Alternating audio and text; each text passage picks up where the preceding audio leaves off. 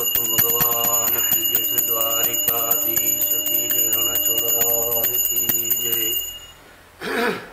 वक्रतुंड महाकाय सूर्यकोटि समप्रभ निर्विघ्नं कुरु मे देव सर्वकार्येषु सर्वदा। भवाब्धिपतितं भीतमनाथं दीनमानसमुद्धृत्य कृपया देवी देहि शरणं। नमोऽस्तु ते व्यास विशालबुद्धे पुल्लारविन्दाय तपात्रनेत्र येन त्वया भारततैलपूर्णः प्रज्वालितो ज्ञानमय प्रदीप। श्रीवेदव्याससवालमिकसुखगुरु चरणकमलाभ्यां नमो नमः। हरये नमः परमात्मने नमः। भगवान पूर्ण पुरुषोत्तम की कथा गंगा में स्नान करते करते आज 29वें अध्याय में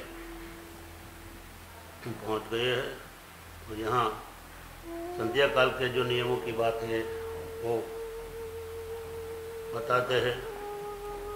के बाद सुतदेव जी सौनकादिक ऋषियों को बता रहे हैं। कहते हैं कि कद्री ब्राह्मण भगवान विष्णु का दूत हो साथ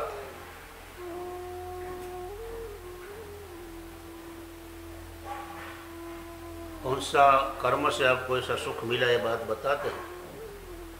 तो पार्षदों ने कहा, हे दिव्य पुरुष, सब माँ में पुरुषोत्तम माँ सबसे अधिक श्रेष्ठ और श्री हरि को सबसे ज़्यादा प्रिय है। और इस मास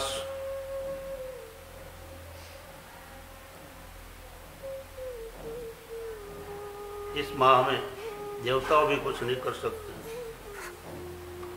ऐसा आपने तप किया है। तुम जब फल तोड़ तोड़ के नीचे डालते थे भूमि पर, उससे अन्य मनुष्यों को संतोष मिलता था। और इसलिए तुमने परोपकार भी किया था कि वटे मार्ग जो उधर से निकलता था वो फल खाता था, उसमें भी कोई वृत्ति था। तो अनायास से आपका ये पुण्य बढ़ता रहा। कुछ खुद नहीं खाते थे और दूसरों के लिए जाल से फल तोड़ तोड़ के दूसरों के लिए नीचे डालते रहते थे।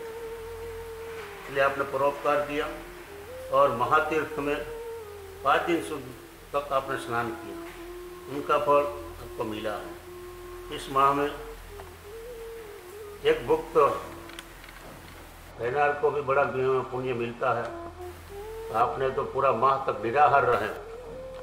इस पृथ्वी पर भरतखंड में जन्म लेकर पुरुषोत्तम माह का सेवन करने वाला भाग्यशाली और पुण्यशाली हूँ।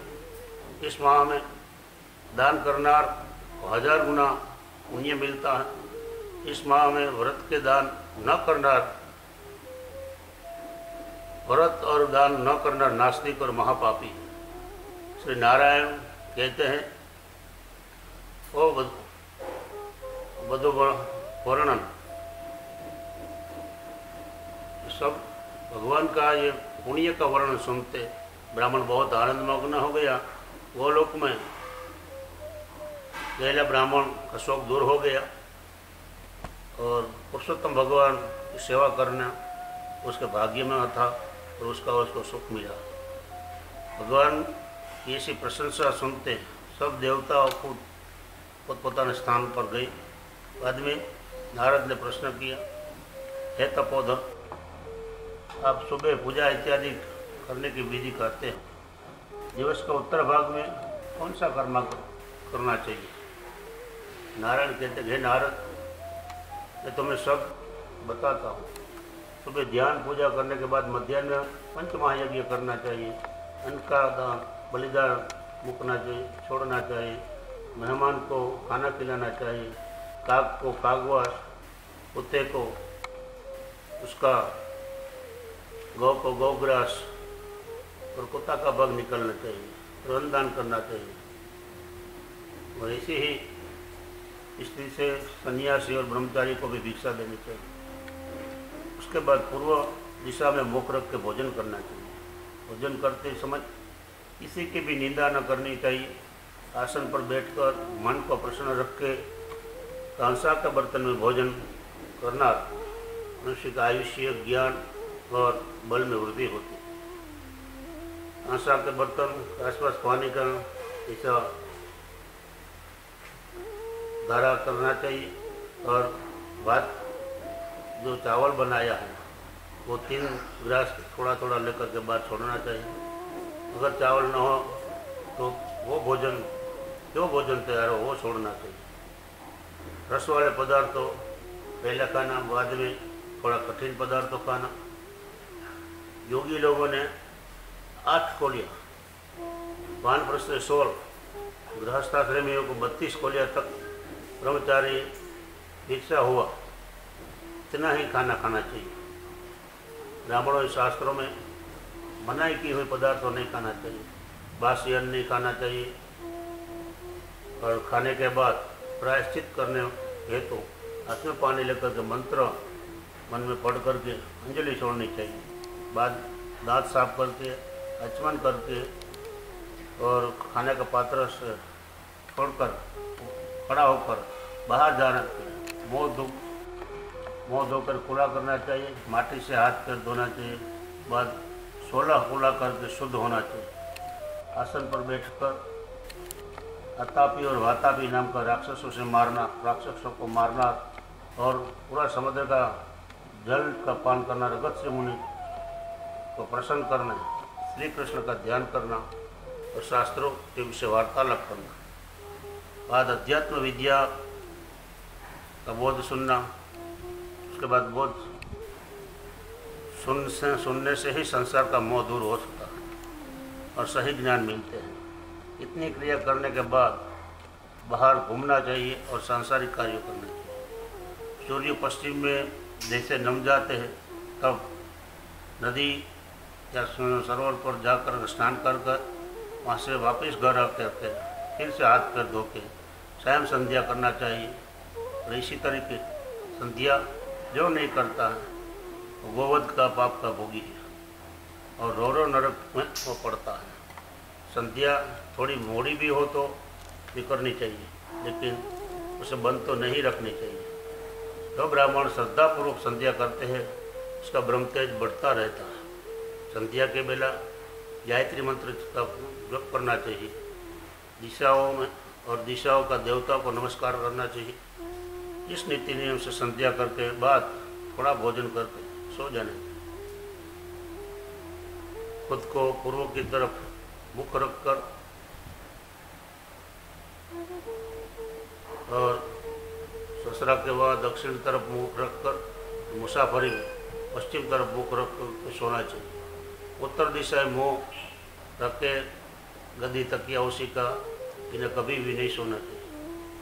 सोते समय भगवान विष्णु और पंच ऋषि का ध्यान करना।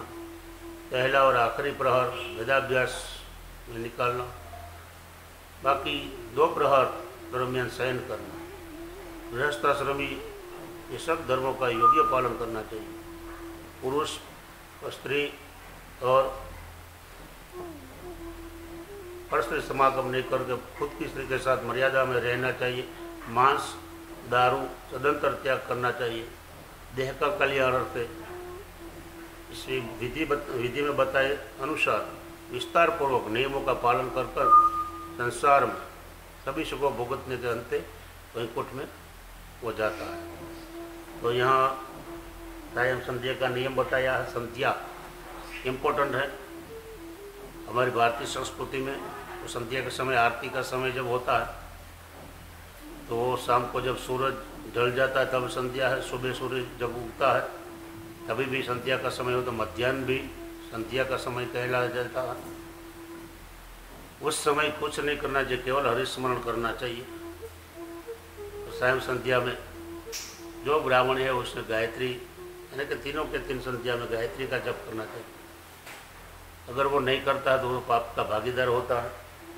और बताया गया पूर्व की ओर या दक्षिण की ओर सिर रख के सोना चाहिए, उत्तर में कभी नहीं रखना चाहिए। तो जो व्रत का विधान है उसके अनुसार करेगा तभी उसको एक फल मिलता है। और संसार का ऐसा व्रत है जो संसार का सब सुख भुगतने के बाद वो वैकुंठ में जाता है। तो यहाँ ये सायं का संध्या काल का नियम की कथा हम सुन करके भगवान पूर्ण पुरुषोत्तम के चरण में रख के उसको समर्पित करते हैं। बोले जी पूर्ण पुरुषोत्तम भगवान की जय, श्री द्वारिकाधीश की जय, रणछोड़ राजनी जय, सत्य सनातन धर्मनी जय।